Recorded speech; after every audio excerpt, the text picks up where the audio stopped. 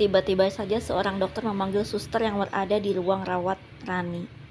"Sus, ada pasien gawat darurat," ucap dokter itu. "Maaf ya Bu, saya harus segera tangani pasien dulu," ucap suster. Suster itu pergi meninggalkan Rani yang tengah berpikir siapa laki-laki dermawan yang melunasi biaya persalinannya, sedangkan Anthony masih galau dan merasa bersalah. Kini Rani bekerja sebagai freelance di rumah sambil mengurus anaknya yang masih bayi. Seorang tetangga memberi kabar pada Rani siang itu. "Ran, ada rezeki," ucap si tetangga. "Rezeki apa, Bu?" tanya Rani. "Ini loh, ada orang ngasih uang, katanya uang ini buat kamu. Kalau saya sih udah dikasih duluan sama dia," ucap si tetangga itu. "Oh, bantuan dari RT ya?" tanya Rani. "Bukan, tapi katanya hamba Tuhan," ucap tetangga. "Oh gitu ya, kalau gitu nanti kalau dia lewat lagi, sampaikan ucapan terima kasih," ucap Rani pada tetangganya. Anthony yang berada di dalam mobil tak kuasa menahan rindu pada Bintang putrinya.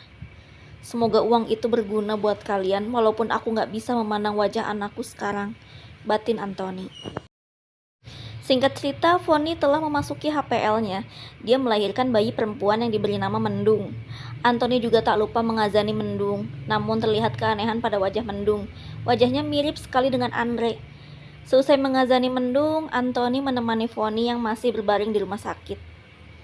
"Tadi aku lihat wajah Mendung mirip sekali dengan Andre," ucap Anthony. "Masa sih? Lagian wajah bayi itu masih berubah-ubah. Nanti juga ada saatnya wajahnya mirip kamu," ucap Foni. Esoknya Foni pun pulang ke rumah dan disambut oleh Nenek Bonita. Sepertinya Nenek Bonita tidak suka dengan kedatangan Foni. Apalagi Nenek Bonita juga sudah tahu wajah Mendung, karena dikirimi foto via pesan singkat di ponselnya. "Kamu yakin itu anaknya Anthony?" ujar Nenek Bonita. Seketika Foni terdiam.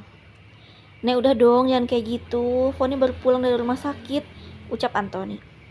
"Sudah kuduga anak itu pasti hasil hubunganmu dengan Andre. Soalnya tidak ada raut wajah Anthony pada anak itu," ucap Nenek Bonita. "Nek, aku salah apa sih?" marah Foni. "Kamu gak salah apa-apa. Cuma kalau merasa sih bagus ya," ucap Nenek Bonita lagi. "Nek, udah ya. Foni mau istirahat," ucap Anthony sambil mengantarkan istrinya ke kamar. Sedangkan Nenek Bonita meminta Andre untuk mengantarkannya ke tempat di mana Rani tinggal. Sesampainya di sana, Nenek Bonita mendapati Rani yang tengah sibuk dengan pekerjaan dan bayinya. "Rani," sapa Nenek Bonita. Rani menghampiri sang nenek dan Andre yang masih berdiri di ambang pintu. "Nek, ya ampun, apa kabar, Nek?" ucap Rani sambil memeluk. "Kabar nenek buruk nih, lihat aja, udah pakai kursi roda," ucap Nenek Bonita. "Masuk yuk, Nek, kebetulan di dalam ada kue kesukaan nenek," ucap Rani. Mereka pun masuk ke dalam rumah kumuh itu. Rani menidurkan anaknya di sofa jelek di rumahnya. "Siapa nama anak kamu, Ran?" tanya Nenek Bonita. "Namanya Bintang," ucap Rani sambil tersenyum.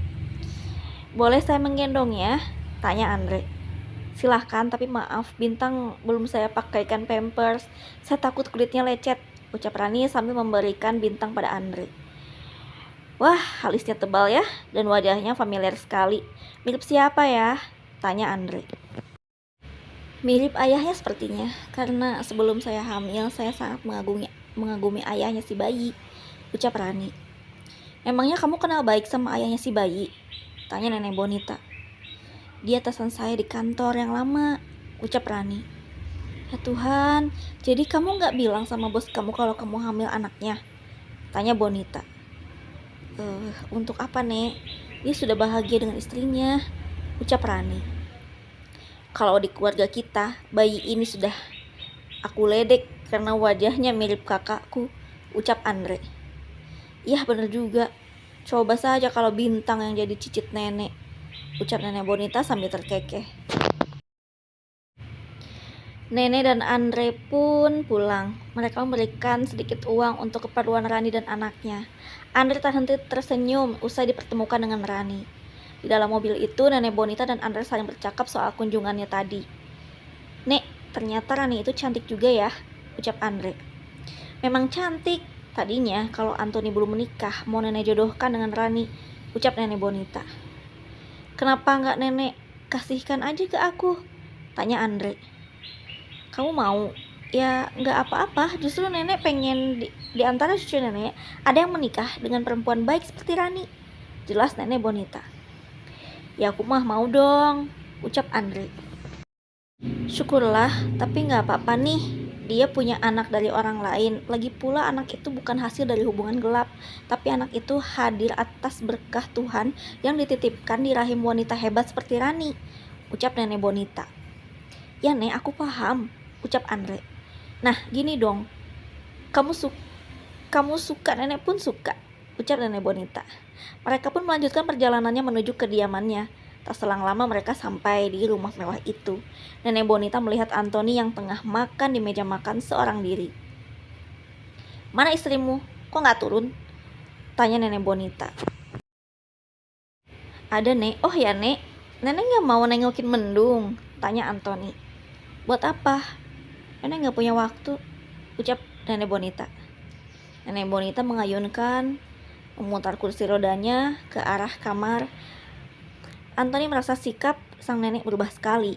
Tak lama Andre duduk di meja makan sambil mengambil cemilan yang ada di meja makan dan melahapnya. Lo sama nenek habis dari mana? Tanya Anthony. Habis dari rumah orang yang nolongin nenek, ucap Andre. Oh gitu, terus? Tanya Anthony cuek. Dia bernama Rani, perempuan tangguh yang baru saja melahirkan anak perempuan yang bernama Bintang, ucap Andre. Anthony sontak terkejut mendengarnya dan meminta Andre untuk melanjutkan ceritanya. Terus gimana? Tanya Anthony lagi. Ya tadinya nenek mau jodohin lo sama dia, tapi berhubung lo udah nikah sama pilihan lo sendiri, makanya nenek offer Rani buat gue, ucap Andre dengan wajah yang sumringah. Gak mungkin sih, ucap Anthony. Lo gak mungkin gimana? Tanya Andre. Pokoknya lo jangan sentuh dan deketin dia, ucap Anthony. Hak gue dong, lagian nenek juga merestui kok, ucap Andre. Gue bilang jangan ya, jangan, marah Anthony. Lo kenapa sih? Ucap Andre dengan nada tingginya.